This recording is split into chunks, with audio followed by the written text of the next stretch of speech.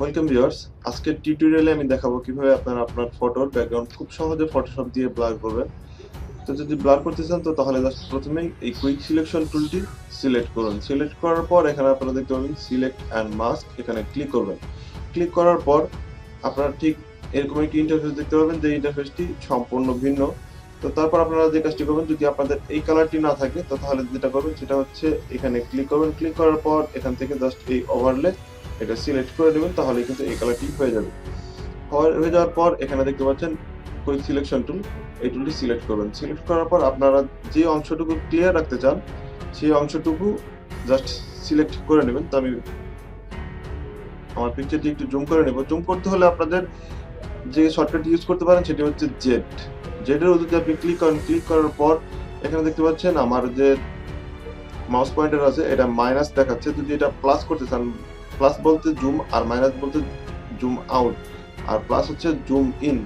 তো আমি যদি অল্টার প্রেস করি তাহলে কিন্তু দেখতে পাচ্ছেন আমার এই কার্সরটি প্লাস হচ্ছে, আবার যখন ছেড়ে দিচ্ছি তখন মাইনাস হয়ে যাচ্ছে।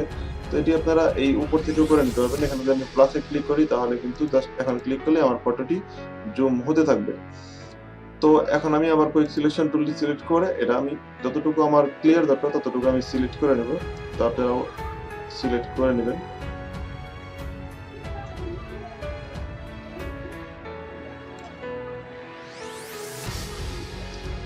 ফটোশপে যদি দ্রুত কাজ করতে চান তো তাহলে আপনাদের প্রথমে যেটা শিখতে হবে সেটি হচ্ছে সবকিছুর শর্টকাট। কারণ শর্টকাট না জানলে আপনারা অনেক কাজই কিন্তু অনেক সহজে করতে পারবেন না, অনেক সময় লাগবে কাজটি করার জন্য। তো সেজন্য আপনারা প্রত্যেকটা টুলসের শর্টকাট গুলো মুখস্থ করার চেষ্টা করবেন। তো আমি যে যতটুকু আমার প্রয়োজন ছিল ততটুকু সিলেক্ট করেছি, কিন্তু এখানে দেখতে পাচ্ছেন আমার কিছু জায়গা বাড়তি সিলেক্ট হয়ে গেছে। এটা যদি আপনি মুছতে চান তো তাহলে জাস্ট এখান থেকে মাইনাসে ক্লিক করবেন। মাইনাসে ক্লিক করলে তখন এই অংশটুকু আবার মাইনাস করে দিন। তো আমার সিলেকশন প্রায় মোটামুটি কমপ্লিট।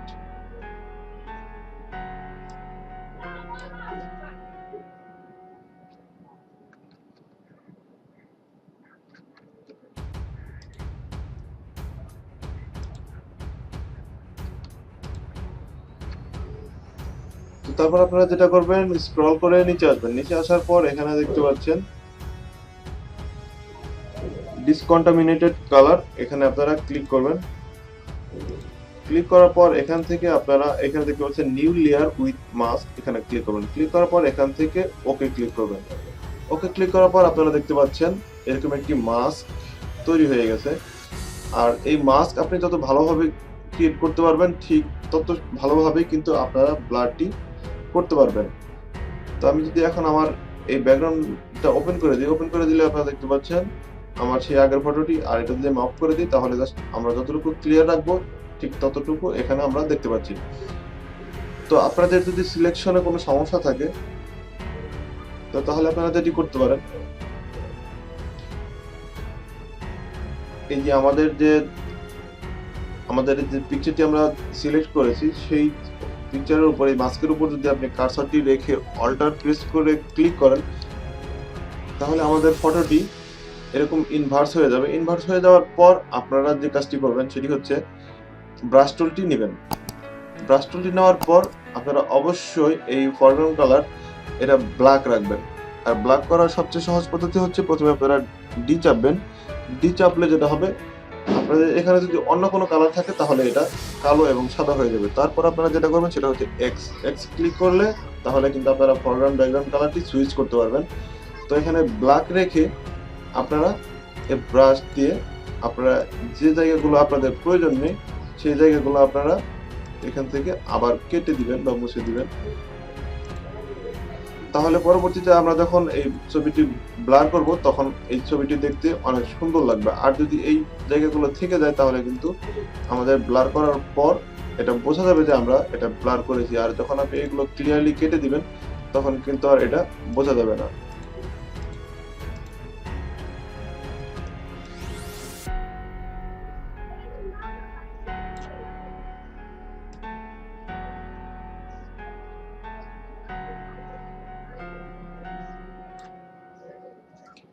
তো তো আমাদের কাজ মোটামুটি প্রায় শেষ। তো তারপর আপনি যেটা করবেন, আবার অল্টার প্রেস করে এই মাস্কের উপর ক্লিক করবেন। তাহলে আমরা আবার কিন্তু সেখানে চলে আসবো। চলে আসার পর আপনি যে কাজটি করবেন, এখন এই ব্যাকগ্রাউন্ড লেয়ারটি সিলেক্ট করবেন। সিলেক্ট করার পর আপনারা এই ব্যাকগ্রাউন্ড যে লেয়ারটি আছে এই লেয়ারটি ডুপ্লিকেট করবেন বা কপি করবেন। কপি করার জন্য আপনারা যেটি করতে পারেন, এই ব্যাকগ্রাউন্ডের যে লেয়ারটি আছে এই লেয়ারটি ধরে এই যে একটি কপির মতো যে আইকনটা আছে এটার উপর ছেড়ে দেন, তাহলে কিন্তু এটি ডুপ্লিকেট হয়ে যাবে। আর যদি এটা না করতে পারেন তাহলে আপনারা কন্ট্রোল এবং জে এটা ক্লিক করবেন, তাহলে কিন্তু এই ব্যাকগ্রাউন্ড লেয়ারটি কপি হয়ে যাবে। কপি হয়ে যাওয়ার পর আপনারা যেটা করবেন, এই মাস্ক এই যে উপরের যে ব্যাকগ্রাউন্ডের আমরা যে মাস্কটি তৈরি করছিলাম এটা অফ করে দেবেন। অফ করে দেওয়ার পর এই ব্যাকগ্রাউন্ডের যে আমাদের লেয়ারটি আছে এটা সিলেক্ট করবেন। সিলেক্ট করার পর আমরা এখন যেটা করব সেটা হচ্ছে, এই যে আমাদের যেটা আমরা ক্লিয়ার রাখবো সেই জায়গাটুকু আমরা এখান থেকে রিমুভ করে দেব। রিমুভ করার জন্য আপনারা যেটা করবেন সেটা হচ্ছে, আপনারা লেসার টুলটি নিয়ে নেবেন। লেসার টুলটি নেওয়ার পর এই ছবিটি একটু মাইনাস করে নিব, তাহলে আমাদের সিলেক্ট করতে সুবিধা হবে। আমি আবার যে প্রেস করলে এখন দেখতে পাচ্ছেন এখানে প্লাস দেখা যাচ্ছে। তো এখানে যদি আমি অল্টার ক্লিক করি তাহলে কিন্তু এটি মাইনাস হয়ে গেল। মাইনাস হয়ে যাওয়ার পর এখন আমি এই পুরো ছবিটি সিলেক্ট করব। আর আপনারা চেষ্টা করবেন একটু ভালোভাবে করার, মানে এই সিলেক্টটা যদি যত কাছাকাছি রাখতে পারেন ছবির ততই ভালো। আর দূরে দূরে রাখলেও তেমন কোনো সমস্যা নেই। তো হয়ে গেল আমার সিলেক্ট হয়ে গেলে তারপর যেটা করবেন সেটি হচ্ছে, চলে যাবেন এডিটে চলে যাওয়ার পর চলে যাবেন ফিলে যাওয়ার পর এখানে যে কন্টেন্ট আছে এই কন্টেন্টে অবশ্যই কন্টেন্ট অ্যাওয়ার্ড এটি সিলেক্ট করতে হবে। যদি সিলেক্ট করা থাকে তো তাহলে কিছুই করতে হবে না। যদি অন্য কোনো কিছু সিলেক্ট করা থাকে, ফরগ্রাউন্ড, ব্যাকগ্রাউন্ড, কালার, আদার্স যদি কিছু সিলেক্ট করা থাকে তাহলে জাস্ট এখানে কন্টেন্ট অ্যাওয়ার্ড ক্লিক করবেন। ক্লিক করার পর আর এখানে টিক মার্ক যদি না দেওয়া থাকে এখানে টিক মার্কটি দিয়ে নেবেন। দিয়ে দেওয়ার পর এখান থেকে জাস্ট ওকে প্রেস করবেন। ওকে প্রেস করার পর যেটি হবে, আমাদের এই ফটোটি এখন এখান থেকে রিমুভ হয়ে যাবে। এখানে দেখতে পাচ্ছেন আমাদের ফটোটি রিমুভ হয়ে গেল। আর এই আমাদের ছবির আশেপাশের যে কালারগুলো সেই কালারগুলো এই ফটোর মধ্যে ফিল করে নিয়েছে ফটোশপ, যে কারণে এখানে আমাদের ফটোটি দেখা যাচ্ছে না, শুধুমাত্র আমাদের এই আশেপাশের যে কালারগুলো আছে সেই কালারগুলো এখানে অ্যাড হয়ে গেছে। তো এখন প্রথমে যেটা আমাদের করতে হবে সেটা হচ্ছে, এই যে আমাদের সিলেকশনটি এটা ডিসিলেক্ট করতে হবে। ডিসিলেক্ট করার জন্য আপনারা এখান থেকে কন্ট্রোল প্লাস ডি যদি ক্লিক করেন তাহলে কিন্তু এটি ডিসিলেক্ট হয়ে যাবে। হয়ে যাওয়ার পর এখন এটি হচ্ছে আমাদের ব্যাকগ্রাউন্ড। এই ব্যাকগ্রাউন্ডের উপরেই আমরা কিন্তু এখন ব্লার করব। ব্লার করতে হলে আমরা চলে যাব ফিল্টারে চলে যাওয়ার পর এখানে দেখতে পাচ্ছেন ব্লারে যাওয়ার পর এখানে দেখতে পাচ্ছেন লেন্স ব্লার। এই লেন্স ব্লারে আপনারা ক্লিক করবেন। ক্লিক করার পর এখানে আপনাদের যতটুকু ভালো লাগে, এখানে রেডিয়াস যত কমাবেন বাড়াবেন তত ব্লার কম বেশি হতে থাকবে। তো আপনাদের যতটুকু ভালো লাগে ততটুকু ব্লার করে নেবেন। আর এখান থেকেও আপনারা ব্লার কমে এবারে নিতে পারেন। আর এই নয়েজটা আপনারা বাড়াবেন না বেশি একটা, কারণ নয়েজ বাড়ালে এখানে দেখতে পাচ্ছেন ঝিরিঝিরি দেখায়।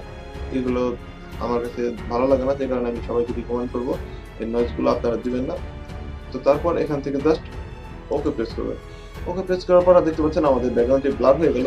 এখন যদি আমরা এই মাস্কটি ওপেন করে দিই তাহলে দেখতে পাচ্ছেন আমাদের অবজেক্টটি বা আমাদের যে পিকচারটি এটি কিন্তু একদমই ক্লিয়ারই রয়ে গেছে এবং আমাদের যে ব্যাকগ্রাউন্ড এটি ব্লার হয়ে গেছে। আর এই ব্লারটা যদি আপনি আরো সুন্দর করতে চান তো তাহলে এই যে একটি আইকন দেখতে পাচ্ছেন, এই আইকনটাতে ক্লিক করবেন। ক্লিক করার পর এখান থেকে কালার লুকআপে ক্লিক করবেন। কালার লুকআপে ক্লিক করার পর এখানে দেখতে পাচ্ছেন লোড 3D,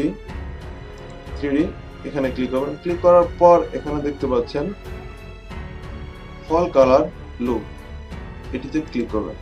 এটিতে ক্লিক করলে ব্যাকগ্রাউন্ডটি হালকা লাল হয়ে যাবে। এই ছবিটি এখন দেখতে আগের চেয়ে কিন্তু ভালো লাগতেছে। তো এটি আপনারা রাখবেন কি রাখবেন না সেটা আপনাদের ইচ্ছা। আমার কাছে এটি ভালো লাগে তাই আমি রিকমেন্ড করবো এটা আপনারা ব্যাকগ্রাউন্ডে দিয়ে নেবেন, তাহলে কিন্তু আর একটু সুন্দর লাগবে। তো যখন আপনার কাজটি হয়ে যাবে তো তারপর এখানে আবার ফাইলে চলে যাবেন। ফাইলে চলে যাওয়ার পর এখান থেকে চলে যাবেন সেভ এসে চলে যাওয়ার পর আপনারা যে ফটোশপে সবসময় পিএসডি ফরম্যাটে থাকে এটা আপনারা জেপিজি ফরম্যাটে দিয়ে নেবেন। এখানে যে জেপিইজি এই ফরম্যাটে সিলেক্ট করে আপনারা ডেস্কটপ অথবা আপনারা যে ফোল্ডারে সিলেক্ট করতে চান সেই ফোল্ডারে জাস্ট এখান থেকে সেভ করে দিবেন। সেভ করে দেওয়ার পর এখান থেকে আপনাদের কোয়ালিটি কতটুকু দরকার, ম্যাক্সিমাম, লো, মিডিয়াম হয়, আমি ম্যাক্সিমামে সেভ করি সবসময়। তারপর এখান থেকে জাস্ট ওকে ক্লিক করবেন, তাহলে আমাদের ফটোটি কিন্তু সেভ হয়ে গেল। তো আমরা যে ফটোটি এডিট করলাম মাত্র, এই ফটোটি এখানে দেখতে পাচ্ছেন। খুব নিখুঁতভাবে কিন্তু ফটোশপ দিয়ে যে কোনো কাজই করা যায়। আপনাদের কাজ করতে করতে যখন অভ্যাস হয়ে যাবে তখন কিন্তু এটি খুব সহজেই আপনি করতে পারবেন। তো এই ছিল আমার আজকের টিউটোরিয়াল। যদি টিউটোরিয়ালটি ভালো লাগে অবশ্যই লাইক করবেন এবং কমেন্টস করে জানাবেন কেমন লাগলো, আর কোন ধরনের ভিডিওগুলো দরকার সেই ভিডিওগুলো নাম লিখে কমেন্টস করে জানাবেন। আর আপনার বন্ধুদের সাথে শেয়ার করতে একদমই ভুলবেন না। আর আমার চ্যানেলে সাবস্ক্রাইব তো মাস্ট। তো কথা হবে পরের টিউটোরিয়ালে, সবাই ভালো থাকবেন। আল্লাহ হাফিজ।